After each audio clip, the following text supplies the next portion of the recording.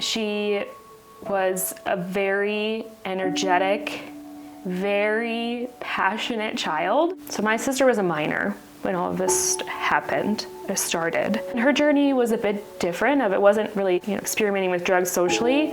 It really stemmed from mental health. It was tricky because it was a mesh with mental health illness and then starting to see those impacts of drug use pop through when it fell apart, or she wasn't on the right medication, or she wasn't taking it. That's when you started to see the drugs start to enter an addiction, start to enter her life as a coping mechanism. She's gone to a lot of facilities.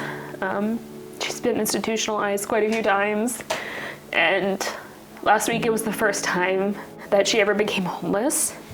And that just feels like a new low to not only see her go through that pain and that low, but also just to kind of feel helpless. My heart goes out to the families that have just tried, and it still doesn't feel like anything's working. Because I know that's where, as a family, we are starting to feel like we're at.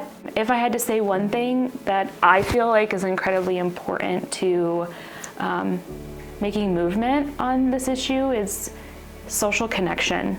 I think even listening to other people's stories is one way to do that, of starting to see the different ways that this can happen and show up, and have empathy for not only the person going through that, because could be a mom, a dad, a sister, but then the support system around them.